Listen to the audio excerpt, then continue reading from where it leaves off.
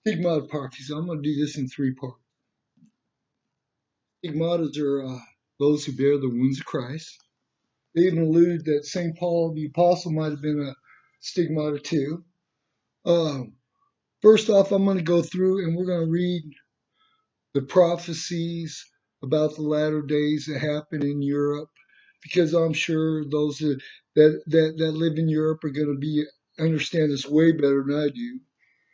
But I'm sure everybody wants to know what's going on if they can figure it out.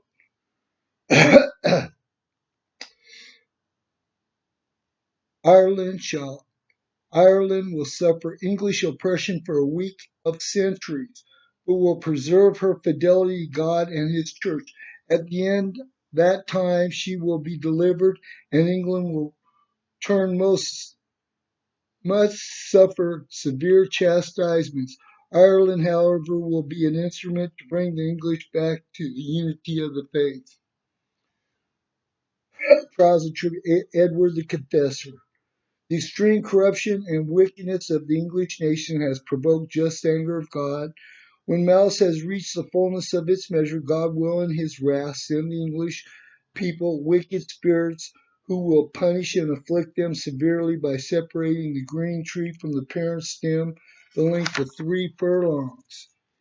But at last, this same tree, through the compassionate mercy of God and without any national governmental assistance, shall return to its original root and flourish and bear abundant fruit.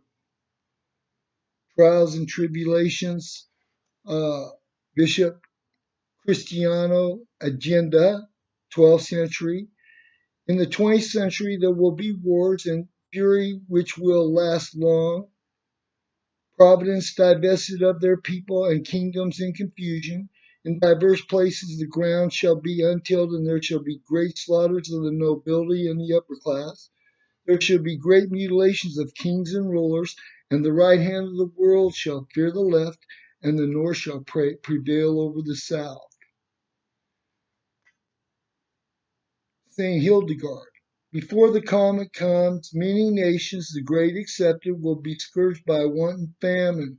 The great nation in the ocean that is inhabited by peoples of different tribes and descents will be devastated by earthquake, storm, and tidal wave. It will be divided and in great parts submerged. That nation will also have many misfortunes and lose its colonies. It refers to England there in the book. St. Hildegard, by its tremendous pressure, the comet will force much out of the ocean and flood many countries, causing much want and many plagues. All coastal cities will live in fear, and most living creatures will be killed, and even those who escape will die from horrible diseases. Okay, we're looking for. In the sixth period, we begin with a powerful monarch and a holy pontiff, as mentioned previously, and it will last until the revelation of the Antichrist. In this period, God will console his holy people for the afflictions and great tribulation which he has endured in the fifth period. All the nations will become Catholic. See, this is Jeremiah 31, 30, or 34, 31. I don't remember. But it's the second coming of Christ, and this guy's interpreted it as that, as there's this peace before. And I'm going, I don't think so. I don't think so. It doesn't look like that to me after reading the Old Testament and the prophecies and pulling them out. So I'm not buying that one. But here's another one about Europe. When the world becomes godless, revolutions will break out against kings, and fathers will be against sons, and sons against fathers, and dogma will be perverted. Men will try to overthrow the Catholic Church. Mankind will be lovers of pleasure. A terrible war will find the North fighting the South, and the South will be led by a prince wearing a white coat with a cross on the front, and he will be lame of foot. He will gather his forces at Bremen for Mass, and he will lead them into battle beyond Wolfer near the birch tree in the country of Westphalia. After a terrible battle at a brook running eastwards at Freiburg and Sonnadern, the South will be victorious. Now, you Europeans will know about this, so you can look it up in the book, or you can push paperclip on my Facebook page, which got the ancient paths on there. And this is like Article 81 or 82, and they censored them.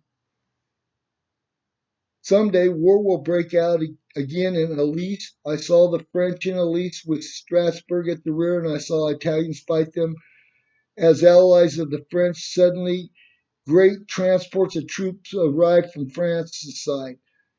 A 2-day battle ended with the defeat of the Prussian army.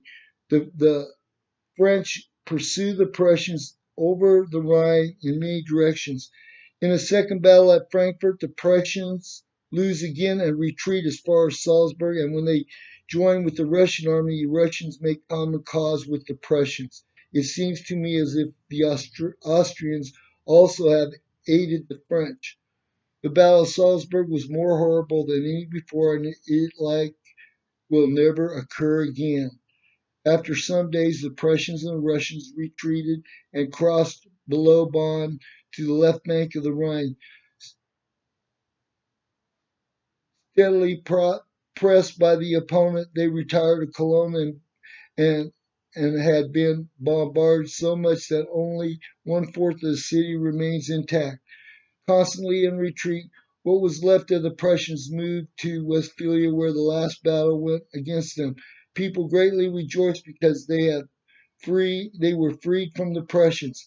Then on then a new emperor, about 40 years old, was elected in Germany, and he met the Pope. Meanwhile, the epidemic broke out in the regions, devastated world war, and many people died. After the Battle of Westphalia, the French returned to their country, and from then on there was peace between the French and the Germans. All exiles returned to their homes. When I begged God to take the horrible vision away, I heard voices saying, Prussia will be humiliated in such a manner that it will never again bring sorrow to the church. Those Christians, this is another one, Father Nectar. Those Christians who are fortunate enough to survive will thank God for preserving them and giving them the privilege of beholding their glorious triumph of the church. A man disliked by France will be placed on the throne. A man of the house of Orleans will be king. It is only after these events that the counter-revolution will begin. Jean Leroyer. Oh, no, that's not for this tape. Here's one. Anne Marie Tagey. When everyone believes peace is assured, when everyone least expects it, the great happening will begin. Revolution will break out in Italy almost at the same time as France. For some time, the church will be without a pope. England, to which I will have much to suffer. The revolution will spread to every French town. Wholesale slaughter will take place. This revolution will only last for a few months, but it will be frightful. Blood will flow everywhere because of the malice of the wicked will reach its highest pitch. Victims will be innumerable. Paris will be a slaughterhouse. Persecutions against the church will be even greater, but it will not last long. All churches will be closed, but only for a short time in those towns where disturbances are least. Priests will have to go into hiding. The wicked will try to obliterate everything religious, but they will not have enough time. Many bishops and priests will be put to death. The Archbishop of Paris will be murdered. Many other priests in Paris will have their throats cut because they will not have time to find a hiding place.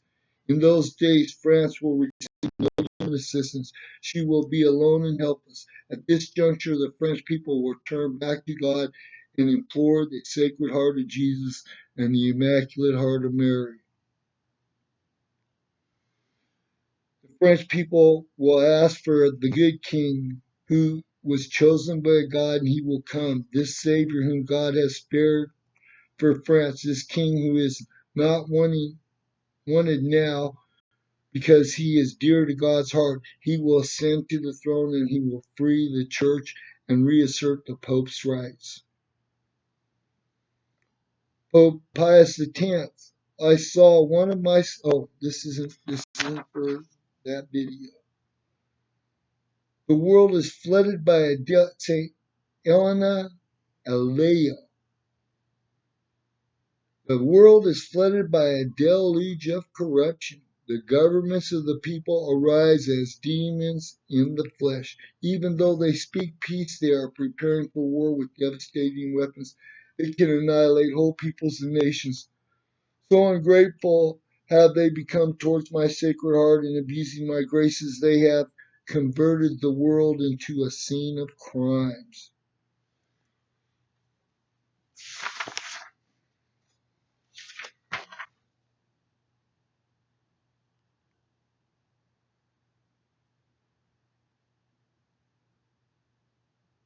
Well, that's bad. I don't know if I'm going to read that. I can put that in my.